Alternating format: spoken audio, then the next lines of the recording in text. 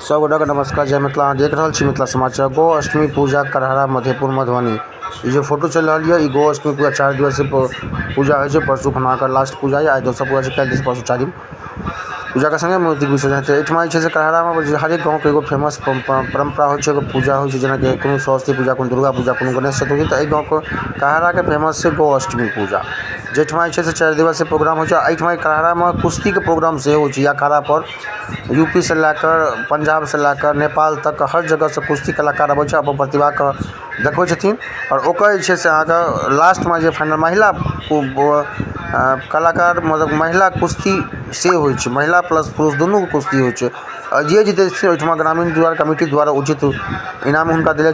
काफ़ी दूर दूर से, नेपाल से, अहाँ के यूपी से, बहुत दूर दूर से और कई वर्षों से भै रही है। और अकर आज 2 दिवस रहे तो हमारे यात्रा रहे ओहिठमा गो अष्टमी पूजा के हमारे विजुअल अहाँ लैके एलहुँ कहरा, जे कि अहाँ के मधेपुर प्रखंड के अंतर्गत अबै छै, जिला मधुबनी, बिहार से। धन्यवाद। अहाँ देखते रहो मिथिला समाचार।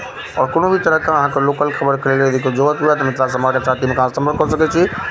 ई जे स्पेशल रिपोर्ट है गो अष्टमी पूजा पर अहाँ के कहरा का जेठमा से हमारे रिपोर्ट रहे। और एठमा आज दोसर दिन है, फिर कल तेसर दिन। कल खुना कुश्ती प्रोग्राम है तो परसू खुना जे विजेता है उनका कमिटी के द्वारा उचित इनाम दे देते। सब गोटा के धन्यवाद। फिर से जय मिथिला, जय बिहार। अहाँ मिथिला के परंपरा के संगे गो अष्टमी संगे कहरा गाँव का हर जन कल्याण के सेवा करते जे सब गोटा यानी आगू बढ़ी, अपन मिथिला के नाम रोशन करी। और जना जे परंपरा है, जे ग्रामीण के परंपरा है, जना जे सामने है, ओहिमे सब गोटा बढ़ चढ़ के हिस्सा ली। धन्यवाद सब गोटा के। फिर से नमस्कार करै छी। जय मिथिला, जय बिहार। धन्यवाद। अहाँ देखैत रहलहुँ मिथिला समाचार।